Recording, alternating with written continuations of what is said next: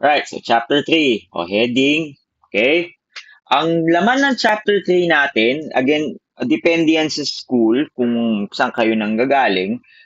Eto, binase ko na lang to sa mga thesis nyo, doon sa pinahiram sa akin, which includes, kunyari, pagpasok ng chapter 3, gawa kayo ng introduction. Sige, kahit gayahin nyo na, no problem with me kasi pare-parehas na naman tayo, which should include the research design. Okay, explain your research design. Mababasa nyo naman dito. How was the research designed? The participants, you discuss about the participants. Actually, dapat respondents eh. Okay. The sampling scheme, paano nyo pinili yung mga respondents nyo, a description of the respondents, and research instrument and data gathering procedure, and statistical treatment. Okay, so basically, pinasok ko lang lahat yung magiging subheadings ng chapter na to. Again, pwede nyo na lang kopyahin to para maging madali para sa inyo. Okay, no problem with plagiarism pagdating dyan. Research design, pag sinabi natin research design, it's either you've implemented quantitative or qualitative or mixed method. At dahil ayaw natin pahirapan ng buhay natin, hindi tayo nag-quali. Pwede naman kayong mag-quali, pero at this point on, since gusto natin madali, we chose quantitative. And the difference between quantitative and qualitative is that quantitative uses numbers, uses instruments, uses metrics. Again, anything you can measure, you can describe, you can categorize, you can predict, you can use statistics. So lahat tayo ganun ang ginawa natin kaya rin tayo gumawa ng survey. So we did not opt for qualitative which is more tawag dito, interview-based which will also take us more time. And definitely hindi tayo nag-mixed method kasi ayoko mag-enroll kayo ng isa't kalahating taon sa thesis kaya mahirap na yan. So ano tayo? Quantitative tayo lahat. Alright? So in my case, the study implemented a quantitative research design, measuring the variables using a survey implemented. Kayo na bahala how you tell the story. Basta sinasabi nyo quantitative, gumamit kayo ng survey. Ito importante The survey is researcher made and has been tested internally for internal validity using Cronbach's Alpha, which I did for you. Okay? Although hindi pa lahat nakakapag-submit nung tawag dito, nung pilot testing. Okay, lagay nyo na muna to. And also, in doing methodology, ito, disclose ko na nga. In doing methodology, pag wala pa kayong chapters 4, 5, and 6, sometimes may 6, kung dito pa lang tayo sa chapters 1, 2, and 3, it's written in future tense. Ibig sabihin, the study will be. Ibig sabihin, gagawin nyo pa lang naman. Now look, sige, alam ko naman oras, time is of the essence tayo. I'm gonna give you that pass. Pwedeng kahit wag nyo na i-future tense, kahit i-past tense nyo na lang. No problem with me. Hindi ako ganun kaselan.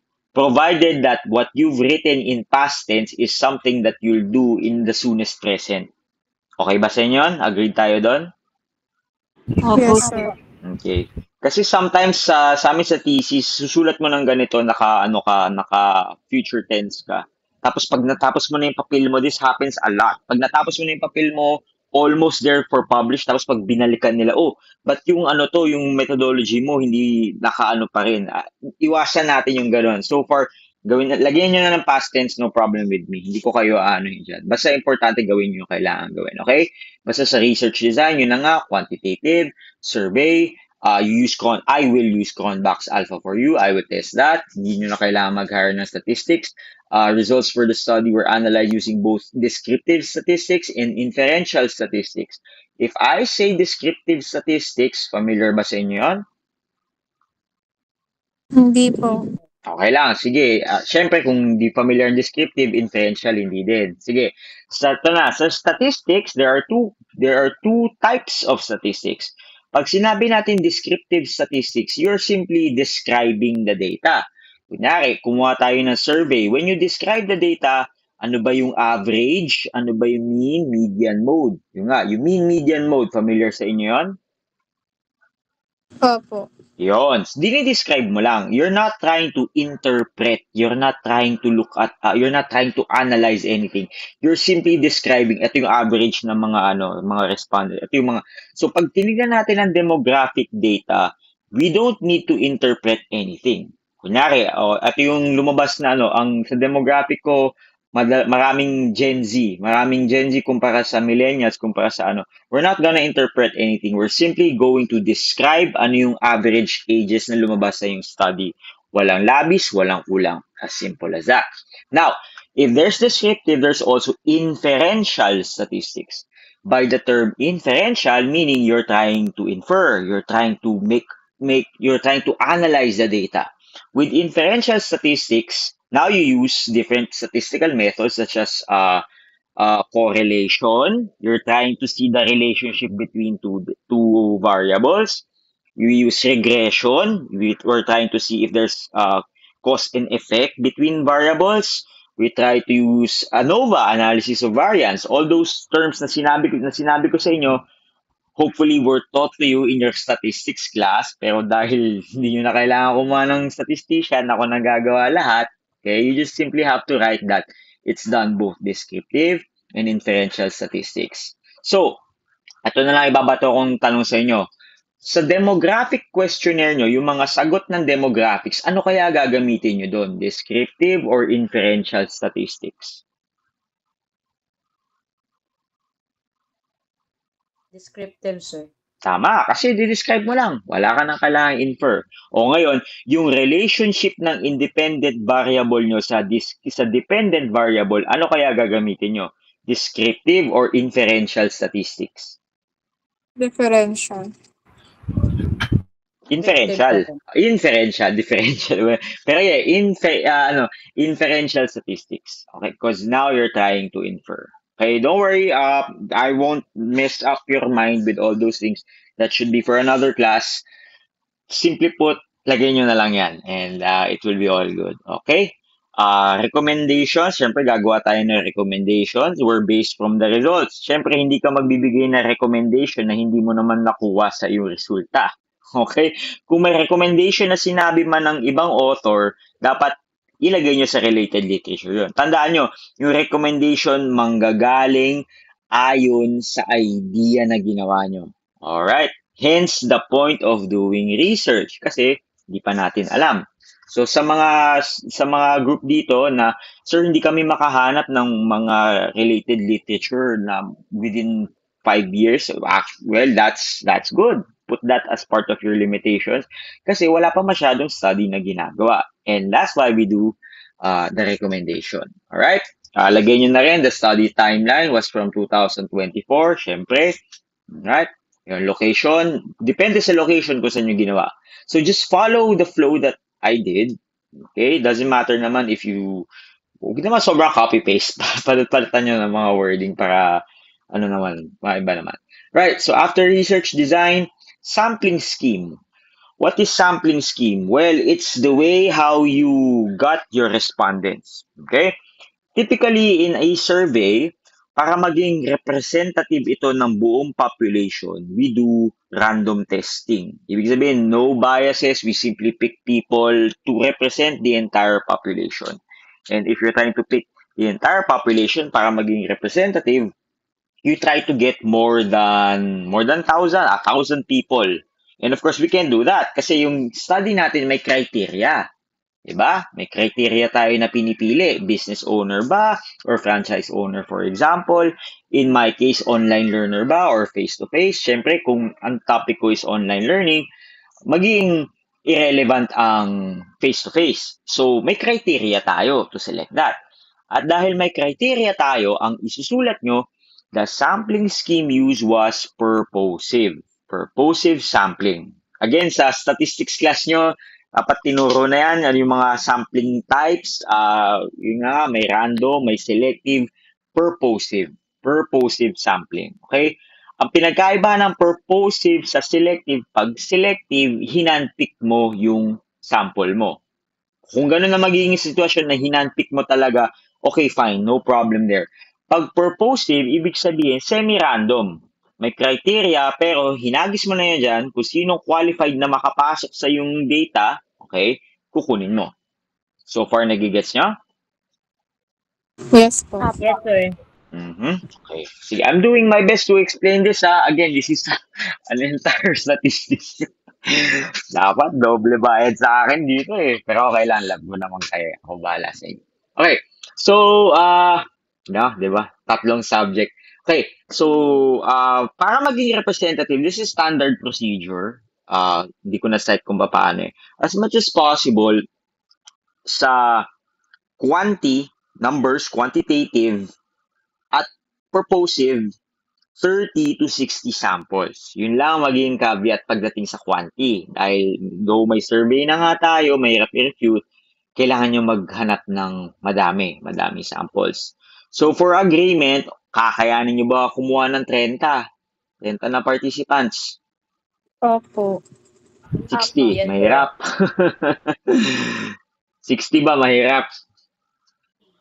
Medyo, sir. Medyo anong gusto nyo number? Siyempre, binigay ko na yung mababa. Yun ang kukunin nyo. 30, 30. sir. 30.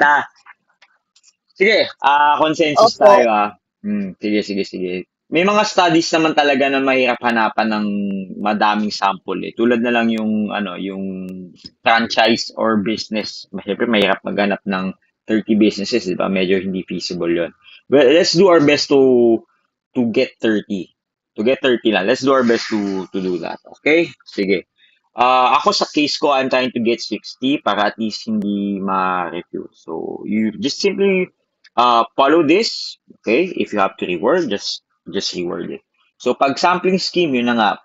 Ano yung paraan, paano ka namili na sample? O ngayon na-describe mo na paano ka namili ng sample, you have to describe the sample. Sinabi mo kung paano ka namili. Ngayon, ikikwento mo na kung anong itsura ng mga pinili mo. Dito na papasok yung description of the respondents. Alright? So, ako, in my case, ang respondents ko are online, are online working students, and I simply put that. Respondents were ang ginamit ko ibig sabihin, nag-past tense na ako. Pwede na kayo mag-past tense para maiwasan natin. Respondents were working students with experiences with online platforms, okay, in their academics, okay. These students range from college to postdoctorate, kasi pati mga kasama ko sa DBA, kasama ko din sa study ko, all respondents were situated in the Philippines. All the details na kaya nyong ilagay sa respondents nyo, alright, kumbaga yung sa Realitry, tama ba yung sinabi ko? Realitry, group 1? Yes po. So, Yes, pag sir. describe niyo yung respondents nyo, respondents were Gen Z. Ngayon, i-explain nyo ano yung Gen Z. Kasi, malay mo, baka may magbasa niyan, matagal na siyang nakatira sa ilalim ng bato. Ano bang Gen Z? Explain nyo what are Gen Z, born at this age, who uses augmented reality, ganyan. Pwede nyo rin lagay kung ano yung hindi. Pero, pag description, para maging short and brief, describe nyo na lang kung ano yung itsura ng dinidescribe nyo. Okay? Now, moving on, research instruments. Ito yung mga ginamit nating instrumento, which is the survey. Now, we have to describe the survey. And tama, almost similar naman tayong lahat because in our survey, lahat sila are composed of 3 sections. The first section is the demographic profile. Naalala niyo, di ba? Yung age, ganito, background, income, that's demographic profiles. Again, descriptive statistics, pag babasahin natin. Hindi natin pwede ma-manipulate yung income. Sana pwede natin ma-manipulate ang income natin, pero hindi. So, i-describe nyo ako, dinescribe ko dito, researcher made. Okay? Ito, dinisclose ko muna. It was brainstormed using AI in its construction. So, if you did use AI, lagay nyo na dyan. No problem there. Mas okay na sabihin nyo na. Okay? Then, pilot tested, which is hindi ko pa nagagawa. Nilagay ko lang ng past. Okay? Pero I'm giving you a past. Pilot tested with 10 respondents. Okay? To test internal validity. Balikan ko lang, ano ba para sa batong pilot test na ginagawa natin in internal validity? Again, in the questions that you've made, provided na kayo gumawa, it's not always certain na may mga tanong dyan na tumutulong sa pangkahalatan. Baka may isang tanong dyan na salungat para sa lahat. Okay? Ang problema, pag kinuha natin yung averages ng sagot ng respondents at may isa o dalawang tanong dyan na lahat ng tanong papunta sa kanan, itong dalawang tanong papunta sa kaliwa, pag in-average natin, mapupunta ka somewhere in the middle. So it's not the fault of the respondents, it's the fault of the questions themselves. So we try to remove the too redundant, the too irrelevant questions na papunta sa kaliwa para lahat ng tanong papunta sa kanan. Kasi tandaan mo, isang bagay ang mini-measure natin depende sa criteria. So far, nagigets? Yes Yes po. po. Okay, so yun ang gagawin natin. So hindi lahat ng mga tanong papasok. Usually yung may pinakamalayong average, pinakamalayong sagot yun. Doon natin kung lahat 5 ito 1, pero yung isa lang naman ang sinusukat, baka yung tanong may mali. So tatanggalin natin yung 1 na yun para yung instrumento, yung criteria tumpak na sinusukat niya kung ano ang kailangan niyang sukatin. Doon papasok yung Convax Alpha, which is another tool for another day for another subject. Alright. So the survey used 3 sections. Number 1, pare-parehas lang tayo. Demographic profiles that contain 10 questions. Kung ilan sa inyo, lagay nyo. Number 2, online learning experiences that segmented the 4 categories of online learning. So basically, number 2 is the IV, the questionnaire I did for the IV. And you also have to describe it. Mine had 4 categories, which had 5 questions measured in a 5-point Likert scale. Lagay nyo lahat yun. Lagay nyo lahat ng informasyon tukol doon. Ano yung category? Ilang questions? Pare-parehas na naman tayo. 5-point Likert scale. Kung gusto nyo i-describe yung Likert scale, kung ano yung 1, 2, 3, 4, 5, be my guest. Dagdag nyo na rin yan. And then number 3, practical skills, which is my DV. Yan. Based from the 6 practical skills measured with a 5-point Likert scale, yun ranging from 1 as the lowest and 5 as the highest. So sa research instrument, describe nyo lang yung survey. Okay? Importante na paano nyo rin ginawa yung survey. Okay? Okay yun? So far, so good? Yes sir. po. Okay. Makikopya naman kayo nito eh.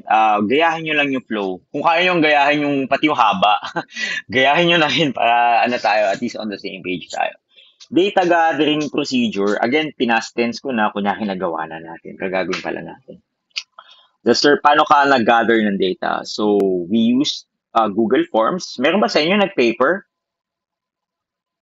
Nagpapel? Gumamit ng papel? Wala Nagpas? po. Yata. Wala? Papalakpakan ko sana kung meron man eh. Kahit ako, hindi ko nagagawin. Sayang sa papel.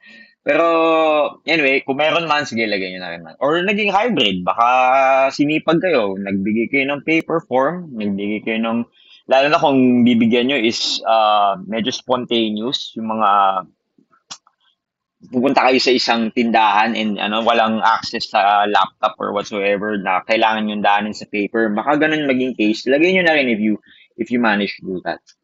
Okay? So, yun na nga. Data gathering, how did you do it? Survey was constructed Google Forms and were sent out to the respondents using online means.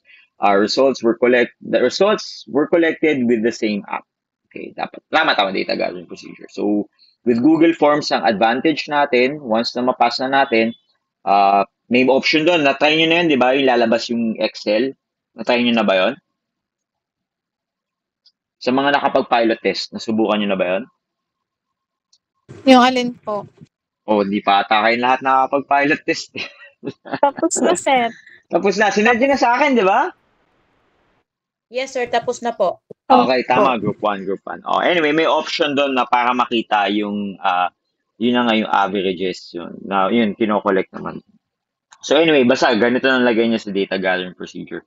Okay, statistical treatment of data, lahat tayo ganun din ang lahat tayo yun ang pinili natin na na format eh. So may mga jargons dito. I'll do my best to explain them. As mentioned, another class, another course, another day, but I'll do my best to explain them tonight. Data collected was categorized by Google Forms conveniently. Okay. For demographic data, descriptive statistics were used to determine averages, lowest and high responses. Yun na nga. Malalaman natin sa tawag dito, sa demographics, sa IBDB, kung ano yung mga averages ng mga sagot nila, ano yung mean. We use descriptive statistics for that. For determining relationships among the variables, a correlation matrix was used. Remember that correlation, kung naalala niyo yung word na correlation, does not mean causation. Alright? Pag correlation is just so happen that one is related to the other. Okay? For example, low mood is correlated with rainy season. Now, it doesn't mean that rainy season lowers the mood. May mga factors within those na nag-help explain bakit bumababa ang mood pag umuulan. Perhaps pag umuulan, onti lang nagagawa natin, dito lang tayo sa bahay, hindi natin magawa yung iba nating ginagawa, hence leading to low mood. Okay? So far, nagigets nyo? Correlation? Yes sir. po. Okay, correlation. Pag sinabi natin causation, this means that A causes B. Alright? Ano ba example nan? The volume of water you put in plants determines the growth of the plants. So the more water you put, the taller the plant gets. Ibig sabihin, water causes the plant to grow. Cause and effect relationship. Right? So causality is different from correlation. We're gonna use both correlation and regression. Regression is cause and effect. Regression in this study. Alright? So, nilagay ko nandito For determining relationships among variables, titignan natin kung may relationship ba yung demographic data natin sa IB, kung ang edad ba may relationship sa ganito, sa ganyan, kung ang gender ba, kung ang income ba, related ba sa mga ganyan natin choices. Again, related. Doesn't mean it causes it's just related. Hindi porket matanda ka, matik na yun ang magiging dahilan sa iyong preference, it's just related. We're also gonna see relatedness. We're also gonna see cause and effect relationship. To see cause and effect relationships and to test the hypothesis of the study, kasi ang hypothesis natin is about, tandaan nyo, A causes B. Diba? Yun yung mga null hypothesis natin, diba? A does not cause B. Ayun ang null. Ang alternative is A causes B. So to test our hypothesis, we're gonna use a regression analysis too. Again, do not worry, ako bahala sa inyo dyan. So pagdating sa inferential statistics, we're gonna use correlation and we're also gonna use regression. Guguluhan na ba kayo? Ang gulo na, no? Yes, sir. Magulo talaga. Okay lang. Basta gayahin nyo lang yun. Ito, lalong gugulo. Sasabihin ko na to, sana naalala nyo to Set to a p-value of 0.05. Naalala nyo ba yan? P-value. Hindi. Hindi na. Okay, sige. Okay, so p-value is just statistical jargon. Kung tignan nyo yung mga research ng iba, lalo na sa methodology section, lalo na sa mga ganyan, sa mga surveys, sa quanti, parating makikita nyo yung p-value na p is less than 0.05. Which means that, for example, IV causes the DB 95% of the time. It is a cause and effect relationship that is 95% of the time. And 95% of the time, ladies and gentlemen, is very high. Kung ang tinitingnan natin ay, ito kasi social studies to itong mga businesses. Kunyari sa medicine, there should be little margin for errors dahil mga gamot to Sa medicine, ang p-value nila is 0.01, meaning 99% of the time pag binigyan kita ng gamot, ito yung dapat na mangyaring resulta. Gets nyo? Cause and effect yun. So far, nagiget nyo yung p-value? So pag sinabi natin 0.05, that is normal, that is standard pagdating sa mga social sciences, tulad ng business. Okay? No problem there. Pag mga medical, kailangan talagang mababa. Now, ayoko naman iset yung study natin na 0.01 dahil baka wala tayong mahanap na significant relationships. Okay? Ang hinahanap ng p-value is that, are there any significant relationships? What is a significant relationship? Hindi lang yung sa jowa mo. Ang significant relationship, meaning, yun na nga, 95% of the time, this determines that, which is very, very powerful. So, kunyari, sa study nila sa Realitry, that ang hypothesis, ano yung hypothesis nyo doon? Dapat alam nyo, ano hypothesis nyo doon? Augmented reality causes, ano yung DB nyo? Realitry? Buying decision ba? Purchase intention po, sir. Okay. Sige. So, gawa tayo. Kung ang hypothesis nyo is The use of augmented reality improves purchase intention. Sa madaling salita, pag gumagamit daw ang isang tao ng augmented reality, 95% of the time tumataas ang purchase intention. Pag natagpuan natin sa statistics na ang lumabas na value ng p-value ay mas mababa sa 0.05 means that it is true. So now we reject the null, we accept the alternative hypothesis, which is augmented reality does cause purchase intentions to be true. So far, so good. Nagiget? Yes, sir.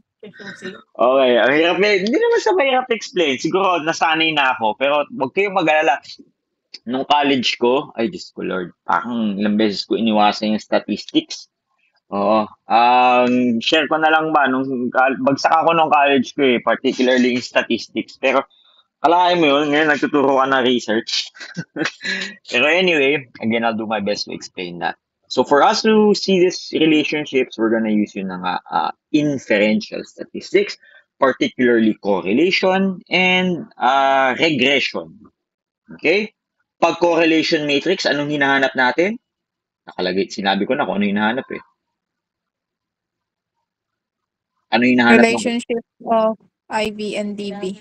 Yes, correlation. Relationship lang. Relationship na. Tandaan mo, relationship doesn't mean cause and effect parati. Okay? So, hindi porket na matik na ganun ba. Pag regression, anong hinahanap natin? Cause and effect. Cause and effect. Tama. So, tandaan nyo, magkaiba yung related lang ha. Baka nag-coincidence na tuwing tumataas o tumataas yan. Pero hindi ibig sabihin pag tumaas to, automatic na tataas yan. Gets nyo? Baka it just so happen. It just so happen na ganun lang. Okay? Pero pag cause and effect, yun na nga. Tumataas o tumataas yan. Ibig sabihin, pag may cause and effect relationship and you establish na meron, anytime I put this up, I control this, the IV, I control the IV, tinaas ko, confidently alam kong tataas din to. So pag binaba ko to, confidently alam kong bababa din to. Or sometimes there are negative relationships. What are negative relationships? Kabaliktaran. Pag ito, is provided na may 95% confidence interval na may relationship, pag ito binaba ko dahil negative relationship, ito tataas. Get? Pag ito tinaas ko, ito bababa. What is an example of a negative relationship? Ito, established na to. Hindi na kailangan ito. The smoking and health outcomes. O yun, okay? So, ano yung 95%? Ano na to? After many, many years of doing study, the longer you smoke, the shorter your life goes down. The more you smoke, this one predictably goes down. Therefore, the lesser you smoke, ano mangyayari dito? Tataas sa haba Tataas. buhay. Exactly. These are negative relationships. Tataas. Tama. A positive relationship is, kunyari, number of exercise and longevity. Okay? Positive relationship. Ibig sabihin, if this one goes up, this one goes up. More exercises, more health. Ganun siya. That's it in a nutshell. Yun, hindi lang relationship yun. Those are cause and effects. Whew! It's not. Isang post yun. Pero, medyo nagigit. Naman. Sana. Yes, sir. Sana. So ngayon, babalikan natin yung mga titles nyo. Yung pala yung title natin. Gusto natin malaman kung ang IV causes the DV. Diba? Babalikan natin yung mga title nyo. Sige, bato kayo ng title, isang title. Yung title lang, anyone. Analyzing. Ano? Yung title nyo sa inyo, ano yung title nyo? Analyzing the effectiveness of social media influencer marketing among consumers' expectations to develop practical marketing and customers' satisfaction strategies. Okay, so influencer marketing yun na IV. Yun yung pwede mo i-control. Ibig sabihin, meron o wala. +1, -1, +5, -5. Yung DV is customer Influence, ano yung Consumer's expectation po, DV. expectation? Yun ang DV. Hindi natin ma-manipulate ang consumer expectation. Not unless marunong ka mag-control ng utak ng iba. So here's what we're trying to establish using regression, cause and effect. Tandaan nyo, ang null hypothesis nyo is A does not cause B. The alternative hypothesis on the other hand is A causes B. So if we increase, ito yung hypothesis natin, if we found out that it is true, 95%, okay, yung p-value nyo mas mababa sa 0.05, meaning 95% of the time, if you increase influencer marketing, ano mangyayari sa consumer behavior? Ano yung DB niya? Expectations po. Okay, 95% of the time, if you increase influencer marketing, what happens to expectations? Ito itataas. Pag nangyari yon, ibig sabihin, accept your hypothesis. And look, yun ang sinusubukan ng research nyo, malaman kung totoo o hindi. So, okay lang kahit hindi siya totoo, basta importante, you did the process. Alright? So far, so good? Yes, Apo. yes, sir. Siyempre, within yung influencer marketing, iba-iba yung profile ng demographics nyo. May mga babae, may lalaki, may malaki ang kita, may mababa ang kita. Again, those does not necessarily cause purchase behavior. Purchase behavior, nakakalimutan ko yung DB. Ano yung DB nyo ulit? Ano yung DB niya? Sorry, ano yung DB? Expectation po. Expectation. Consumers expectation. Expectation. Kunyari na lang, hindi, it doesn't mean na pag matanda ka, madami kang mataas agad na expectation mo. Pero kung na-establish man natin na it does so happen, these are only relationships. These are not cause and effect. Hindi porkit na babae ka, ang expectation mo mataas na agad. Gets nyo? It just so happen na ganun lang. Okay? So ano bang pwede natin makuhang recommendation base doon? Ayon sa aming research na ang mga babae na nasa edad ng mga mid-20s, mas mabilis silang maimpluwensyahan ng mga influencer marketing. And it just so happen, influencer marketing affects consumer expectation. So, kunyari, anong maganda recommendation yun? Why don't we target our influencer marketing sa mga ganitong demographics? Diba? It makes sense. Bakit it makes sense? Kasi, yun yung resulta ng ginawa nyo. Diba? Yun yung recommendation na gagawin nyo. So far, so good. Yes po. Okay. Tinanong ako na yung group 1. Joke lang. Pero, again, depende yan kung ano kakalabasan ng nyo, ng study. So, yun yung flow na research. Yun yung flow na recommendation. You don't just draw out any recommendation na hindi lumabas sa nyo, sa study nyo. So, by now, as you would notice, from introduction to related literature to methodology, iisang kwento lang ang nangyayari. Hindi ka nagpapasok ng panibagong character pagdating sa chapter 2, panibagong character pagdating sa chapter 3. Yung storya nagre-revolve from chapter 1, and kumbaga parang nanonood ka ng pelikula, di ba? May rising action, di ba? May plot, nandun yung climax, tapos nandun yung falling action, and then story done. Alright? Okay, sige. So, this is my chapter 3. Pagkatapos, yun, references na. Haba nun ah. Hindi ako humihinga nun. Pero, okay. So, tonight,